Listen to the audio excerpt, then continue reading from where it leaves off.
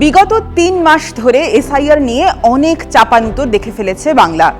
একের পর এক মৃত্যু, শাসক বিরোধী তরজা, কোর্টরুমে সওয়াল জবাব, শুনানিতে চূড়ান্ত হয়রানি। কি না হয়েছে, এবার সেই পুরো প্রক্রিয়া গুটিয়ে ফেলার পালা। চূড়ান্ত তালিকা প্রকাশ হওয়ার আর মাত্র কয়েকদিন বাকি। কিন্তু এখন সাধারণ মানুষের মনে সবথেকে বড় প্রশ্ন হলো, যদি চূড়ান্ত তালিকায় নাম না থাকে সেক্ষেত্রে কি হবে?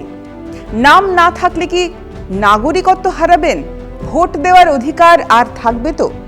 আসন্ন বিধানসভা নির্বাচনে ভোট দিতে পারবেন তো? এই সমস্ত প্রশ্নের উত্তর নিয়ে আজ ব্রিফিং রুমে রয়েছি আমি তন্নিষ্ঠা। গত অক্টোবর মাসের শেষে এসআইআর ঘোষণা করা হয় দেশের 12টি রাজ্য এবং কেন্দ্রশাসিত অঞ্চলে, যার মধ্যে পশ্চিমবঙ্গ অন্যতম। পশ্চিমবঙ্গে ইতিমধ্যেই খসড়া তালিকা প্রকাশ হয়েছে এবং তারপর দীর্ঘ শুনানি পর্ব চলেছে এবং সেখানে বহু মানুষকে শুনানির নোটিশ দেওয়া হয়েছে, তাদেরকে ডাকা হয়েছে, তারা নথি জমা দিয়েছেন। সেই সমস্ত প্রক্রিয়া শেষে গত 14ই ফেব্রুয়ারি চূড়ান্ত তালিকা প্রকাশ হওয়ার কথা ছিল। কিন্তু মামলার জেরে সুপ্রিম কোর্টের যে নির্দেশ আসে সেই অনুযায়ী নথি পুনরায় যাচাই করার একটা প্রক্রিয়া চলছে। তার জন্য সময় আবারও বর্ধিত করা হয় এবং সব শেষে আগামী 28শে ফেব্রুয়ারি শনিবার পশ্চিমবঙ্গের চূড়ান্ত তালিকা প্রকাশ হবে। এখন প্রশ্ন হলো যে সেই তালিকায় যদি সত্যি আপনার নাম না ওঠে, আপনি সমস্ত নথি দেওয়ার পরও যদি আপনার নাম তালিকা থেকে বাদ যায়, তাহলে আপনি কি করবেন? কার কাছে যাবেন? চূড়ান্ত তালিকায় নিজের নাম চেক করতে গেলে electoralsearch.eci.gov.in এই ওয়েবসাইটে গিয়ে চেক করতে হবে যে নাম উঠেছে কিনা। সেক্ষেত্রে নিজের এপিক নম্বর দিয়ে সার্চ করলেই আপনার নাম দেখতে পাবেন।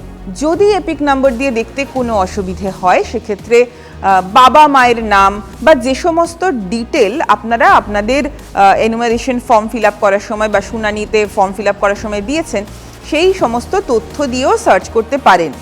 যদি আগে থেকে ভোটার কার্ডের সঙ্গে আপনার ফোন নম্বর লিঙ্ক করা থাকে, তাহলে আপনি ফোন নম্বর দিয়েও সার্চ করতে পারবেন। সেক্ষেত্রে আপনাকে voters.eci.gov.in এই ওয়েবসাইটে যেতে হবে এবং সেখানে গিয়ে ডাউনলোড ইলেকটোরাল রোল অপশনে ক্লিক করতে হবে এবং ইলেকটোরাল রোল আপনার নিজের যে ভোট কেন্দ্র, সেই কেন্দ্রের ইলেকটোরাল রোল আপনাকে ডাউনলোড করতে হবে এবং সেখানে চেক করতে হবে। সেখানে কিভাবে চেক করবেন?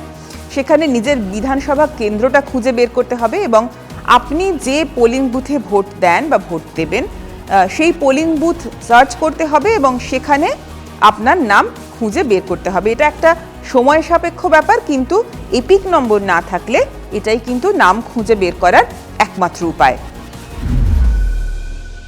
সেক্ষেত্রে আপনার কাছে 3টি অপশন থাকবে। প্রথম অপশন হলো ডিইওর কাছে আবেদন জানাতে হবে, অর্থাৎ তালিকায় যে আপনার নাম নেই, কমিশনের সেই সিদ্ধান্তকে চ্যালেঞ্জ করে আপনি একটি নতুন আবেদন করতে পারেন। সেক্ষেত্রে ওই তালিকা প্রকাশ হওয়ার 15 দিনের মধ্যে জেলা শাসক তথা ডিস্ট্রিক্ট ইলেকশন অফিসার বা যাকে ডিইও বলা হচ্ছে, সেই ডিইওর কাছে আবেদন জানাতে পারেন। অর্থাৎ নিজের সংশ্লিষ্ট নথি নিয়ে গিয়ে নাম দিয়ে এপিক নম্বর দিয়ে আপনি আবেদন জানাতে পারেন যে আপনার নাম ওঠেনি এবং আপনি নাম তুলতে চান। আপনি যে ভারতীয় নাগরিক তার যথেষ্ট প্রমাণ আপনার কাছে রয়েছে এবং সেই প্রমাণ দিয়ে আপনি এই আবেদন জানাতে পারেন। এরপর ডিইও সিদ্ধান্ত নেবেন, সমস্ত নথি খতিয়ে দেখে সবকিছু যাচাই করে তিনি সিদ্ধান্ত নেবেন যে আপনি সত্যি ওই তালিকায় থাকার যোগ্য কিনা। যদি ডিইও সিদ্ধান্ত নেয় যে আপনার নাম তালিকায় থাকবে না বা আপনার কাছে সেই যথেষ্ট প্রমাণ নেই, সেক্ষেত্রে ডিইওর এই সিদ্ধান্তকেও আপনি চ্যালেঞ্জ করতে পারেন।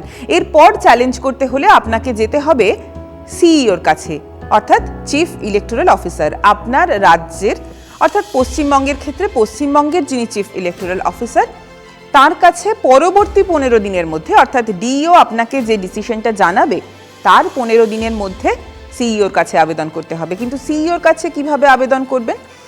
কারণ সিইওর একটা নির্দিষ্ট অফিস আছে, আপনি রাজ্যের যে কোনো প্রান্ত থেকে সিইওর কাছে গিয়ে আবেদন করাটা আপনার কাছে একটু কঠিন হতে পারে।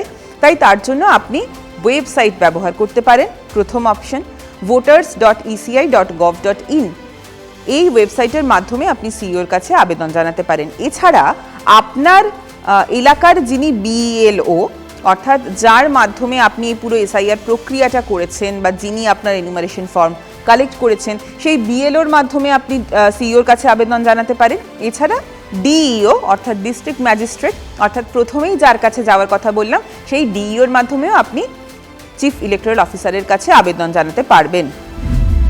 এবার বলি যে এই বিএলও বা ডিইও আপনার সংশ্লিষ্ট এলাকায় বিএলও কে ডিইও কে এটা যদি আপনি না জানেন বা তাদের সঙ্গে যদি আপনি যোগাযোগ করতে না পারেন তার জন্য একটা অপশন দিয়েছে ইলেকশন কমিশন, সেটা হলো electoralsearch.eci.gov.in। এই পোর্টালে এপিক নম্বর দিয়ে সংশ্লিষ্ট অর্থাৎ আপনার কেন্দ্রে বা আপনার এলাকার কে বিএলও কে ডিইও সেই সমস্ত নাম এবং ফোন নাম্বার দেখতে পারবেন এবং সহজেই যোগাযোগ করতে পারবেন।